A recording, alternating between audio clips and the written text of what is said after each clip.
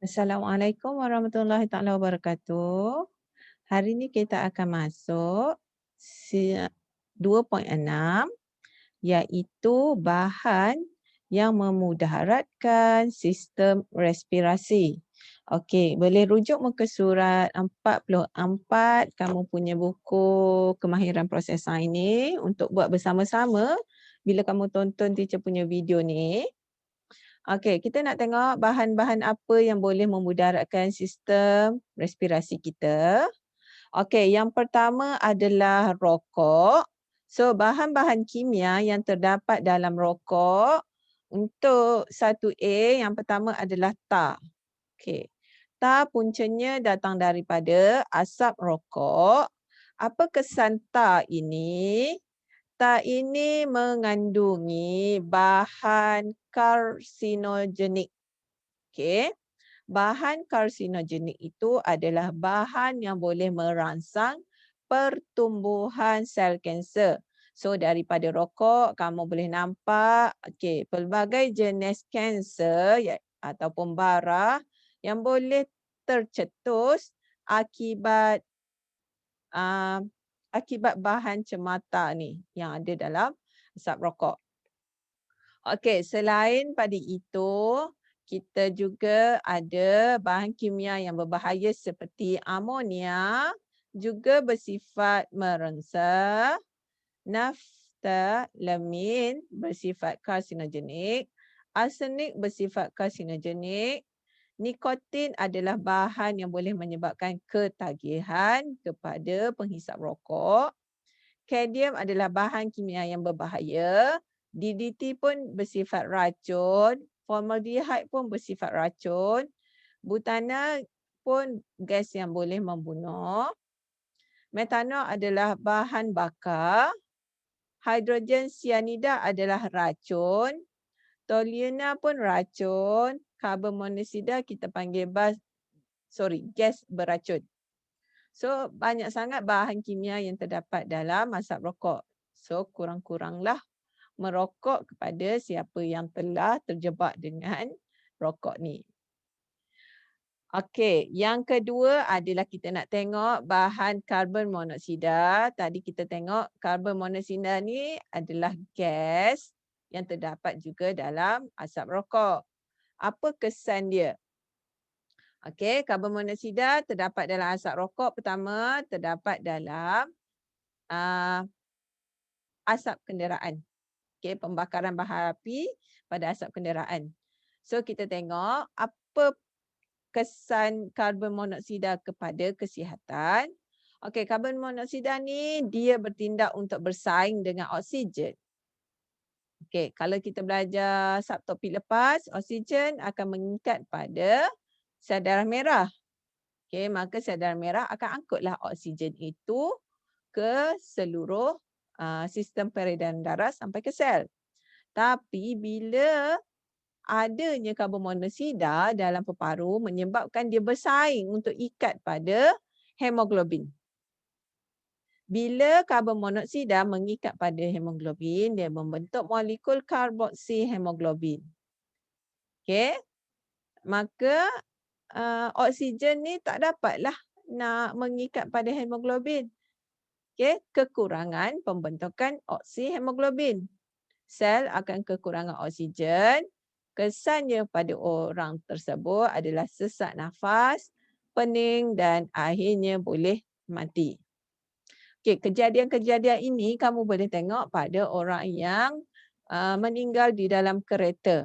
Okey, meninggal di dalam kereta apabila enjin on disebabkan keracunan karbon monoksida. Dia merupakan gas yang senyap, yang kematian yang senyap orang panggil. Okey, sulfur dioksida adalah gas yang terhasil daripada pembakaran bahan api fosil daripada kilang, daripada asap kenderaan. So, dia merupakan gas yang berasid. Bila dia melarut dalam wap air dalam udara, dia akan membentuk asid sulfurik. So, masa kami belajar form 1, asid sulfurik adalah komponen hujan asid. Okey, komponen hujan asid. So, jika gas ni kita tersedut masuk dalam kita punya trakea, hidung trakea. So, gas ini akan melarut dengan air. Air yang melembabkan kita punya trakea, akhirnya dia membentuk asid lah. So, asid ni akan menghakis tisu trakea dan juga dinding alveolus. Okey. Seterusnya, gas nitrogen dioksida, konsep yang sama adalah konsep yang membentuk asid nitrik apabila dia larut dalam air membentuk hujan asid. So kalau kita sedut masuk dalam trakea kita juga, dia akan membentuk asid. So asid akan menghakis tisu trakea, dinding alveolus, terusnya merengsa laluan pernafasan. Okey, seterusnya debu dan jerebu.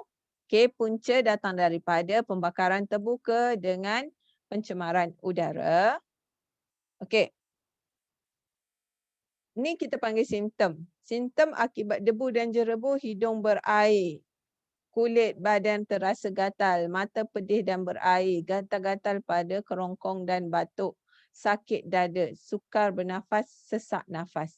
Ini semuanya adalah konsep merengsa sistem pernafasan. Merengsa itu maksudnya menyebabkan ketidakselesaan kepada sistem pernafasan.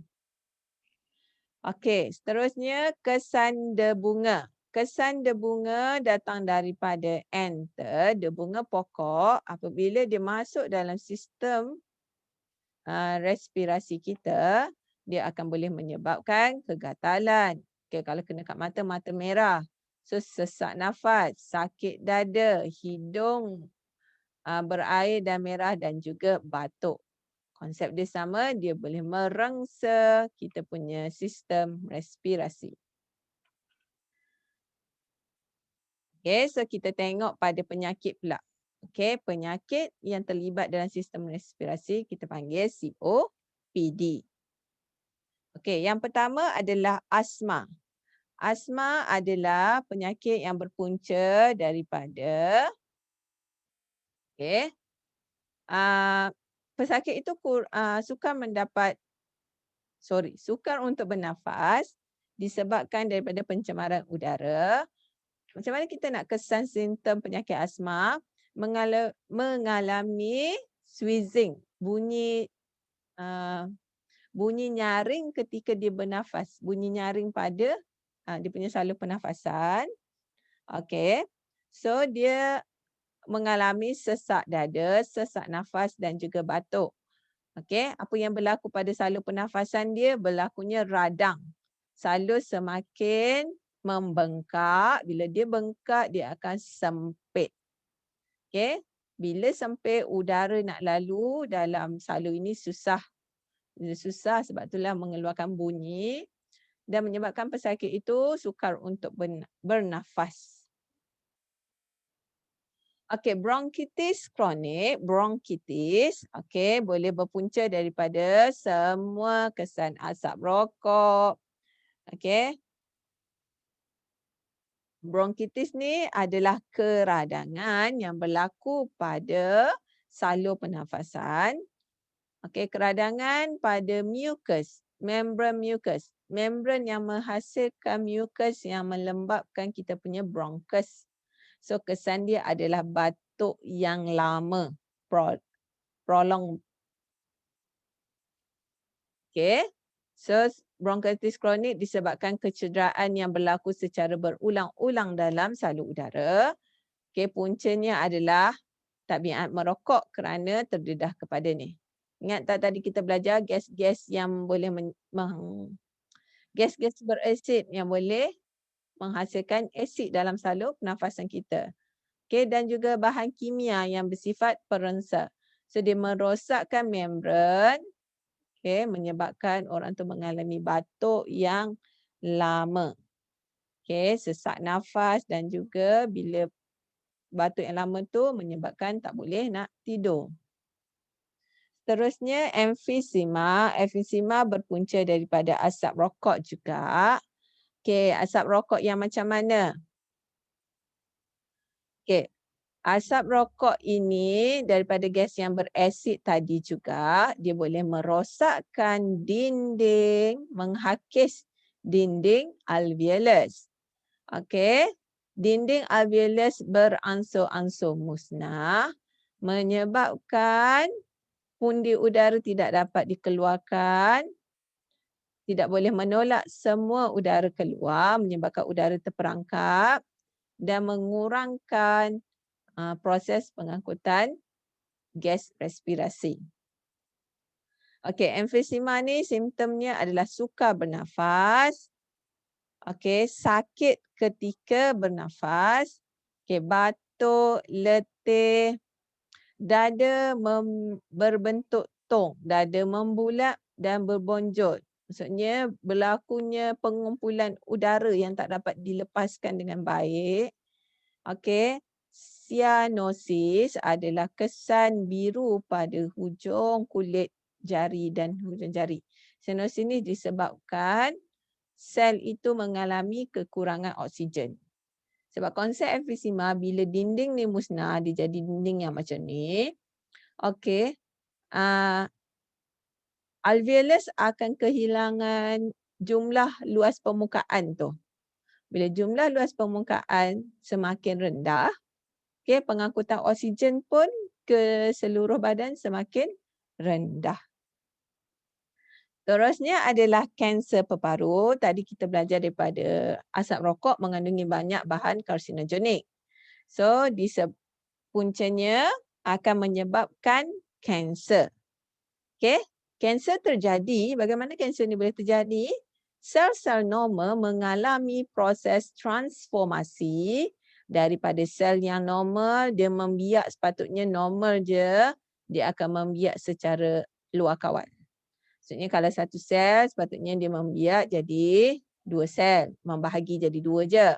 Tapi berlakunya sel kanser, dia akan jadi banyak sel dalam masa yang tidak terkawal. Okey, dia akan merosakkan tisu daripada berfungsi secara normal. Okey, 90% sama ada perokok pasif ataupun aktif adalah penyebab utama kanser paru-paru. Okey, simptom dia adalah batuk yang lama dan tak hilang. Okey, sakit dada, bahu belakang yang berpanjangan, sakit ketika tarik nafas, nafas berbunyi sesak nafas. So, simptom dia nampak sama tapi bila pergi hospital, doktor akan scan, so doktor akan nampaklah sel-sel kanser ni. Okey, itu saja untuk hari ini. Assalamualaikum warahmatullahi taala wabarakatuh.